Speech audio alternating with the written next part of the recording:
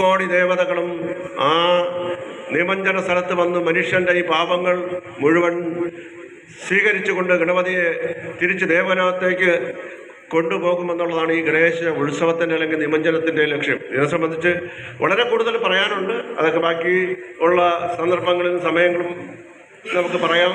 അതുകൊണ്ട് എല്ലാവരും ഈ ഉത്സവം ഇതൊരു ആഘോഷം ഇല്ലെങ്കിൽ നമ്മുടെ ശക്തി കാണിക്കുന്ന ഒരു ചടങ്ങല്ല. ഇത് ശരിക്കും നമുക്കും നമ്മുടെ കുടുംബത്തിനും നമ്മളോടൊപ്പമുള്ള എല്ലാ അംഗങ്ങൾക്കും അല്ലെങ്കിൽ അടുത്ത തലമുറയും ഭാഗ്യത്തോടെ ഭൂമിയിൽ ജീവിക്കാൻ വേണ്ടിയുള്ള ഈശ്വര അനുഗ്രഹത്തിന് വേണ്ടിയുള്ള ഒരു ഉത്സവമായി ചടങ്ങായി ഈ ഗണേശോത്സവം നമുക്ക് ആഘോഷിക്കാൻ സാധിക്കട്ടെ. അതിനുവേണ്ടി നമ്മൾ ഡെയിലി ഇതിൻ്റെ സന്ദേശം മുഴുവൻ ആൾക്കാർക്കും പറഞ്ഞു കൊടുത്തുകൊണ്ട് നമുക്ക് ഈ ഉത്സവം ഈ വർഷം ഭംഗിയായി നടത്താൻ നമുക്ക് സാധിക്കട്ടെ. എല്ലാവർക്കും ഭഗവാൻ ഗണേശൻ്റെ അനുഗ്രഹം ഉണ്ടാകട്ടെ എന്ന് പറഞ്ഞു നിർത്തുന്നു. ജയ് ഹിന്ദ്.